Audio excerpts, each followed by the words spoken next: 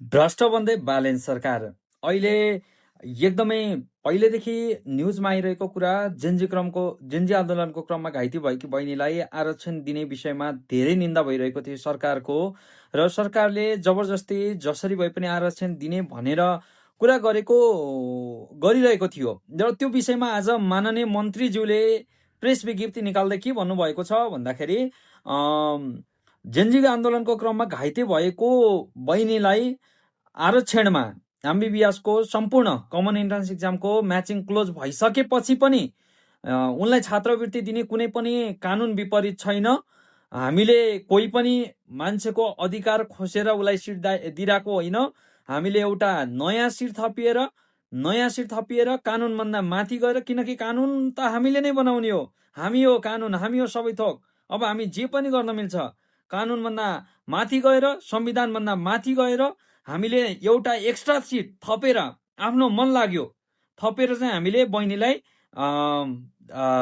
छात्रवृत्ति प्रदान गर्ने हो। त्यो कारणले यसमा कसैको अधिकार पनि खोसिएको छैन। त्यो भएर यो न्याय सम्बद्ध छ र संविधानले पनि 2072 को दफा 11 अन्तर्गत आन्दोलनको क्रममा घाइते भएका अपाङ्गता व्यक्तिलाई राहत साहत उपलब्ध गराउने कुरा गरेको छ। त्यो कुराले गर्दाखेरि यो कानुन बमोजिम नै छ भनेर प्रेस विज्ञप्ति निकाल्नु भएको छ। यो एकदमै निन्दनीय कुरा हो र यो कानुन बमोजिम कुनै पनि हालतमा छैन। ठिक छ, राहत वितरण दिनुपर्छ, तर यसको मतलब यो होइन कि कानुनै तोडेर चिकित्सा शिक्षा आयोगको ऐन कानुन कहाँ गए। 7 र्याङ्कको विद्यार्थीलाई अदालत पठाइरहँदा तपाईँको सरकारले 7000 र्याङ्ककोलाई म नयाँ सिट थपेर स्कलरसिप पढाइदिन्छु भन्न अलिकति पनि लाज त लाग्नु पर्ने हो नि। ठिक छ, राहत वितरण गराउनुहोस्, ठिक छ, तपाईँहरू पढाउनुहोस्, फेरि आफ्नो गोजीको पैसाबाट पढाउनुहोस्, तर उसलाई पेङमा पढाउनको लागि पनि न्याय सम्बद्ध छैन भने उसको भन्दा अगाडि रहेका विद्यार्थीहरू अदालत गए भने तपाईँहरू के गर्नुहुन्छ? र म सम्पूर्ण विद्यार्थीहरूलाई त्यही नै भन्छु, अब उसको भन्दा अगाडि भएका सम्पूर्ण विद्यार्थी अदालत जानुपर्ने अवस्था सिर्जना भइसकेको छ। किनभने यो कुनै पनि हालतमा कानुन बमोजिम छैन र यसले चिकित्सा शिक्षा आयोगको धजिया उडाएको छ नै भन्छु।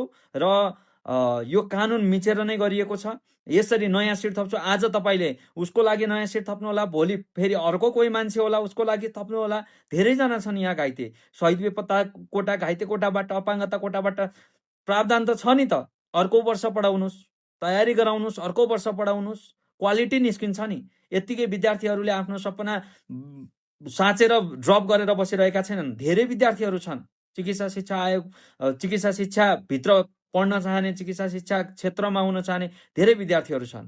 उनीहरूलाई यो तपाईँले गरेको डिसिजन भनेको एकदमै उनीहरूको डेडिकेसनलाई मार्नु छ र हो। म त्यही भन्छु, अन्य विद्यार्थीको डेडिकेसनलाई मार्नु छ र हो। यसरी यो गर्नु यो न्याय सम्बद्ध छैन, कानुन सम्बद्ध छैन र जेन्जी आन्दोलनले यो मागेको होइन र यो भ्रष्टाचार नै हो। भ्रष्टाचार जहिले पनि पैसाको हुन्छ भन्ने होइन, भ्रष्टाचार समयको हुन्छ, भ्रष्टाचार पावरको हुन्छ, and this is corruption of power. त्यही भएर यो कुरामा एकचोटि सरकारले ध्यान जाओस् र अन्य विद्यार्थीलाई पनि म यो कुरामा सरकारलाई झकझकाउन र अन्य आम जनमासलाई पनि सरकारलाई यो झकझकाउन म हार्दिक अनुरोध गर्छु। र यस्तै इन्फर्मेटिभ भिडियोको लागि यस लानु छ होला, फलो गर्न नबिर्सिनु होला।